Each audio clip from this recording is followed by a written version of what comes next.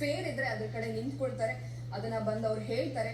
ಅವರ ಗೆಸ್ಚರ್ ಆಗಿರ್ಬೋದು, ಪ್ರತಿಯೊಂದು ಬಹಳ ಖುಷಿ ಆಗುತ್ತೆ. ಒಬ್ಬ ಕ್ಯಾಪ್ ಅಂದಾಗ ಅವ್ರ ವ್ಯಕ್ತಿತ್ವ ಕೂಡ ತುಂಬಾ ಇಂಪಾರ್ಟೆಂಟ್ ಆಗುತ್ತೆ. ಅವ್ರು ಎಲ್ಲರ ಜೊತೆ ನಡ್ಕೊಳ್ಳೋ ರೀತಿ ಇರ್ಬೋದು, ಪ್ರತಿಯೊಂದು ತುಂಬಾ ಜೆಂಟಲ್ ಮ್ಯಾನ್ ತರ ಫೀಲ್ ಆಗ್ತಾರೆ ಅಭಿ. ಸೊ ಅವ್ರು ಕ್ಯಾಪ್ಟನ್ ಆದ್ರೆ ಇಡೀ ಮನೆಯಲ್ಲಿರೋ ಪ್ರತಿಯೊಬ್ರು ತುಂಬಾ ಚೆನ್ನಾಗಿ ಪ್ರಾಮಾಣಿಕವಾಗಿ ಎಲ್ಲೂ ಅನ್ಯಾಯ ಆಗದಿರೋ ರೀತಿ ಅವರು ತೆಗೆದುಕೊಂಡು ಹೋಗ್ತಾರೆ ಅಂತ ನನ್ನ ಭಾವನೆ. ಹಾಗಾಗಿ ನಾನು ಆಯ್ಕೆ ಮಾಡಿ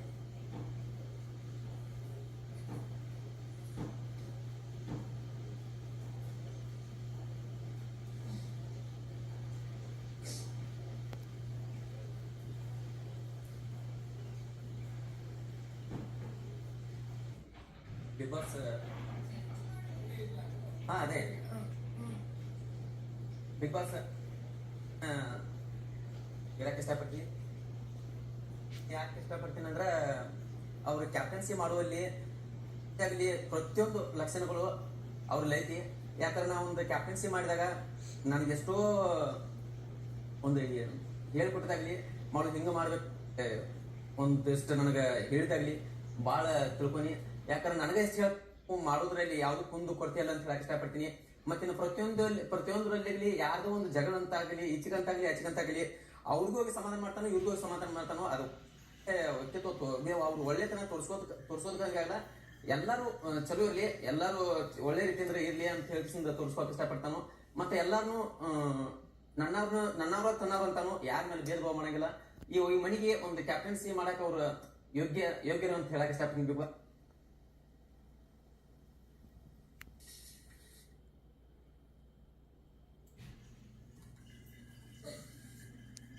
ನಾನು ಹೆಸರು ತಗೊಳಕ್ಕೆ ಫೋಟೋ ತಗೊಳಕ್ಕೆ ಇಷ್ಟಪಡ್ತೀನಿ. ಯಾಕೆ ಅಂದರೆ ಈಗ ನನ್ನ ಪರ್ಸ್ನಲ್ ಆಗಿ ಯೋಚನೆ ಮಾಡೋದಾದ್ರೆ ನನ್ನ ಪರ್ಸ್ಪೆಕ್ಟಿವ್ ಅಲ್ಲಿ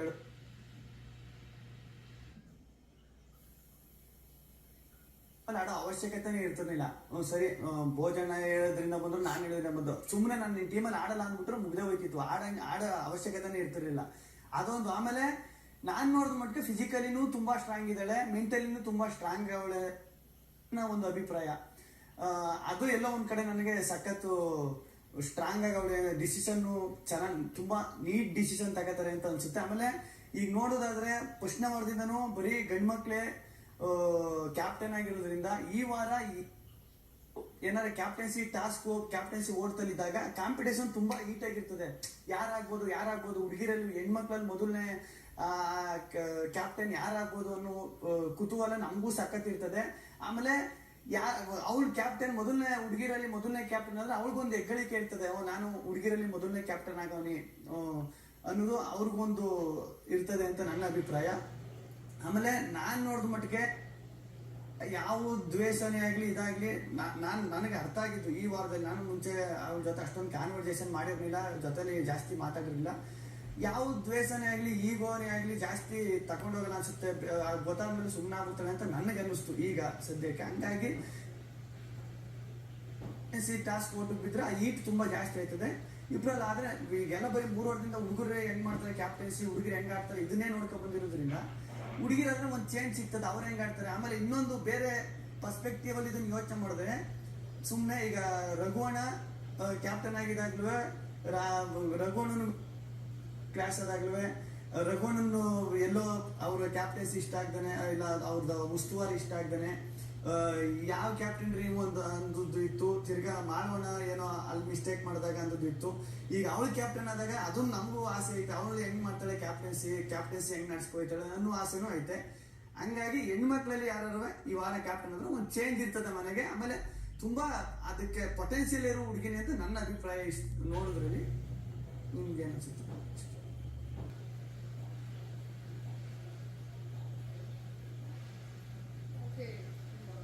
ಸ್ನೇಹಿತರಾದಂತ ಗಿಲ್ಲಿ ಅವ್ರು ಹೇಳ್ತಾ ಇದ್ರು ಫಿಸಿಕಲಿ ಸ್ಟ್ರೆಂತ್ ಆಗಿದ್ದಾರೆ. ಕ್ಯಾಪ್ಟನ್ ಆದವ್ರ ವಿರುದ್ಧ ಯಾರೋ ಅಂತ ನಾವೇನ್ ಯುದ್ಧ ಮಾಡ್ಬೇಕಾಗಿಲ್ಲ. ಫಿಸಿಕಲ್ ಸ್ಟ್ರೆಂತ್ ಮ್ಯಾಟರೇ ಅಲ್ಲ, ವ್ಯಕ್ತಿತ್ವ ಮ್ಯಾಟ್ರು, ಹೆಂಗೆ ನಾವು ನಡೆಸ್ಕೊಂಡು ಹೋಗ್ತೀವಿ ಅನ್ನೋದು ಮ್ಯಾಟ್ರು. ನಮ್ಮ ಮನೇಲಿ ಒಂದು ಕಳ್ತನ ಆಯ್ತು ಬಿಗ್ ಬಾಸ್ ಮನೇಲಿ, ಕಾಫಿ ಪುಡಿ ಹೇಳ್ದವ್ರವ್ರೆ, ನಾನು ಅದನ್ನ ಮಾಡಿದ್ನಿ, ಕಾಫಿ ಇದೀನಿ, ಕುಡ್ದಿದ್ದಾರೆ. ಅನ್ನೋದನ್ನ ನಾನು ಈ ದಿನಗಳಲ್ಲಿ ಯಾರ್ಯಾರು ಕ್ಯಾಪ್ಟನ್ ಆಗಿದ್ದಾರೆ ಇದರಲ್ಲಿ ನೋಡಿದೀನಿ. ಆ ಒಂದ್ರಲ್ಲಿ ಈ 3 ಜನ ಕೂತಿರೋದ್ ಮೊದಲನೇ ಸ್ಥಾನದಲ್ಲಿ ನಿಲ್ತಾನೆ ಅಂತ ನನಗನ್ಸುತ್ತೆ. ಯಾಕಂದ್ರೆ ಅವನಿಗೆ ಆ ತಾಳ್ಮೆ ಇದೆ. ಏನೋ ಒಂದು ಸಿಚುವೇಶನ್ ನಡೆಯುವಾಗ ಹೋಗಿ ಏನ್ ಆಗ್ತಿದೆ ಅಂತ ತಿಳ್ಕೊಳ್ಳೋ ತಾಳ್ಮೆ ಅವನಿಗೆ ಜಾಸ್ತಿ ಇದೆ. ನಾನು ವೈಯಕ್ತಿಕವಾಗಿ ನೋಡಿರೋದು ಬರುತ್ತೆ. ಹಾಗೆ ಏನೇ ಒಂದು ಡಿಸಿಷನ್ ತಗೋಬೇಕಾದ್ರೂ ಕೆಲವ್ರ ಹತ್ರ ಮಾತೇ ಆಡಲ್ಲ ಅನ್ನೋ ಪರಿಸ್ಥಿತಿ ಇದ್ರೆ ಅವ್ರು ಹೇಗೆ ಡಿಸಿಷನ್ ತಗೋತಾರೆ ಅನ್ನೋದು ನನಗೆ ಗೊತ್ತಿಲ್ಲ. 3 ಜನ ಅಂತ ಕಂಪೇರ್ ಮಾಡಿದ್ರಲ್ಲಿ ಎಲ್ಲರ ಜೊತೆನೂ ಒಂದು ಕಾನ್ವರ್ಸೇಷನ್ ಮಾಡ್ತಾರೆ, ಇವಾಗ್ಲೂ ಮಾಡಿ.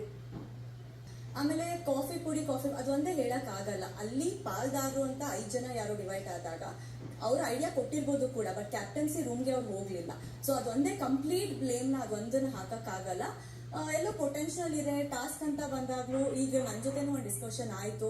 ನಾನು ಕ್ಯಾಪ್ಟನ್ಸಿ ಓಟದಲ್ಲಿ ಇರ್ತೀನಿ ಅನ್ನೋದಕ್ಕೋಸ್ಕರ ನಾನು ಆಡಲಿಲ್ಲ, ಬಟ್ ಟಾಸ್ಕ್ ಆಡದೆ ನಾನು ಕುತ್ಕೊಳ್ಳೋಕೆ ಆಗಲ್ಲ ಅಂತ ಹೇಳಿದ್ರು ಕೂಡ. ಅದೆಲ್ಲರ ಮನಸ್ಸಲ್ಲೂ ಬರಲ್ಲ, ಬಿಕಾಸ್ ಅವ್ರಿಗೆ ಐಡಿಯಾನೂ ಇರಲಿಲ್ಲ ಗಿಲ್ಲಿ ಅವ್ರು ಎಷ್ಟು ತಗೊಂತಾರೆ ಅಂತ.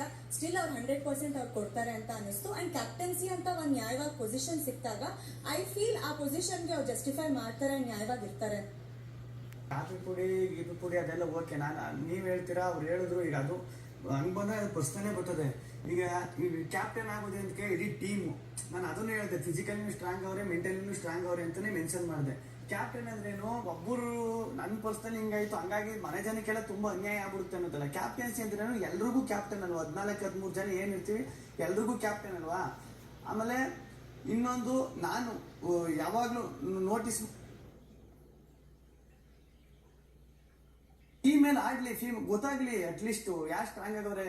ಈಗ ಅನ್ಯಾಯ ಆಗ್ಬಿಡ್ತಾನೆ ಅಂದ್ರೆ ಯಾವ ತರ ಅನ್ಯಾಯ ಆಗ್ಬಿಡ್ತದೆ. ಅವ್ರು ಕ್ಯಾಪ್ಟನ್ ಆಗಿ ಈಗ ಯಾವ್ದೋ ಟಾಸ್ಕ್ ಅಲ್ಲಿ ಕತ್ತಿ ಇದ್ ಮಾಡಿದ್ರು ಮಾಡಿದ್ರು, ಅವಾಗ ಅದನ್ನ ಇಟ್ಕೊಂಡು ನೀವು ಅನ್ಯಾಯ ಆಯ್ತದೆ ಅಂತ ಹೇಳಕ್ಕಾಗಲ್ಲ. ಕ್ಯಾಪ್ಟನ್ ಆದ್ರೂ ಅನ್ಯಾಯ ಆಯ್ತದೆ ಅಂತ. ಕ್ಯಾಪ್ಟನ್ ಆಗೋದು ಅದ್ ನೋಡೋಣ ಫಸ್ಟ್ ಏನಾಯ್ತದೆ, ಏನು ಕ್ಯಾಪ್ಟನ್ ಆದ್ಮೇಲೆ ತಾನೇ ಗೊತ್ತಾಗೋದು. ಕ್ಯಾಪ್ಟನ್ ಆದ್ಮೇಲೆ ಇನ್ನೂ ಚೇಂಜ್ ಆಗ್ಬೋದು, ಇನ್ನೂ ನಾವು ವಾವ್ ಸೂಪರ್ ಅನ್ನಿಸ್ಬೋದು, ಇಲ್ಲಾಂದ್ರೆ ಇನ್ನೂ ಹೌದಾ ನಾವು ಕ್ಯಾಪ್ಟನ್ ಕೊಟ್ಟದ್ದೇ ತಪ್ಪೈತೇನೋ ಅನ್ನಿಸ್ಬೋದು. ನೋಡೋಣ ಒಂದ್ಸಲಿ ಅಲ್ವಾ. ಪ್ಲೇಸ್ ಕ್ಯಾಪ್ಟನ್ಸಿಗೆ ಇವಾಗ ಓಟಕ್ಕೆ ಹೋಗೋದಕ್ಕೆ ಒಂದು ಮನೆ ಅಂದ್ರೆ ಎಲ್ಲಾನು ಕನ್ಸಿಡರ್ ಮಾಡ್ಬೇಕಾಗತ್ತೆ. ಕ್ಯಾಪ್ಟನ್ ಅಂತ ಬಂದಾಗ ಈಕ್ವಲಿ ನೋಡ್ಬೇಕಾಗತ್ತೆ. ಪರ್ಸನಲ್ ಅಲಿಗೇಷನ್ಸ್ ಅಂತ ಹಾಕಕ್ ಹೋದ್ರೆ ಇಲ್ಲಿ ಕ್ಯಾಪ್ಟನ್ ಆಗೋಕೆ ಯಾರಿಗೂ ಅರ್ಹತೆ ಇಲ್ಲ. ಒಂದು ಟಾಸ್ಕ್ ಅಂತ ಬಂದಿರ್ಬೋದು, ಮನೆ ವಿಷಯ ಅಂತ ಬಂದಿರ್ಬೋದು, ಒಂದು ರೆಸ್ಪಾನ್ಸಿಬಿಲಿಟಿ ಅಂತ ಅವಳು ಕೊಟ್ಟಾಗ ಎಷ್ಟು ಸೀರಿಯಸ್ ಆಗಿರ್ತದೆ ಅಂತ ನಾನು ನೋಡಿದ್ದೀನಿ. ಆ ಕಾರಣಕ್ಕೋಸ್ಕರ ರಾಶಿಯಿಂದ ಹೇಳ್ತೀನಿ,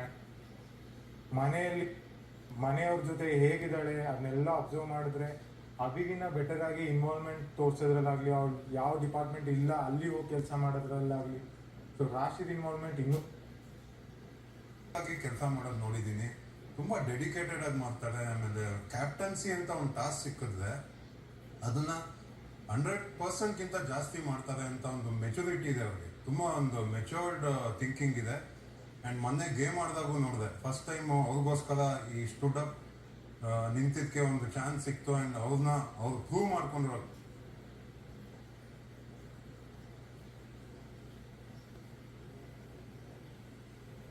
ಸೋಲೋದು ಸೆಕೆಂಡ್ರಿ. ಪ್ರತಿಯೊಂದು ಟಾಸ್ಕಲ್ಲೂ ಅವ್ನ ಎಫರ್ಟ್ ನೋಡಿದ್ದೇವೆ ನಾವು. ಆಮೇಲೆ ಫಸ್ಟಿಂದನೂ ಏನು ಸಿಗದೇ ಇರ್ಬೋದು, ಬಟ್ ಅವನ್ನ ಅದೇ ಇವಾಗ ಯಾರು ಹೇಳ್ತಾ ಇದ್ರಲ್ಲ, ನಾವು ಎಫರ್ಟ್ ಅಂದರೆ ಓಪ್ನ ಕಳ್ಕೊಳ್ದೆ ಆಟ ಆಡ್ತೀವಿ ಅಂತ, ಆ ಥರ ಓಪ್ನ ಕಳ್ಕೊಳ್ದೆ ಇಲ್ಲಿವರೆಗೂ ನಿಂತು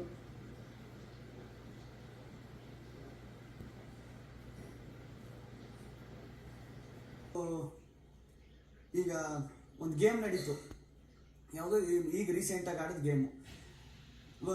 ಮುಂಚೆ ಇನ್ನು ಆಪೋಸಿಟ್ ಗೇಮಲ್ಲಿ ಇದ್ರು, ಆಪೋಸಿಟ್ ಗೇಮ್ ಆಡಿ ಅವರು ಟೀಮ್ ಅವ್ರಿಗೆ ನಂಬಿಕೆನೇ ಇರಲಿಲ್ಲ.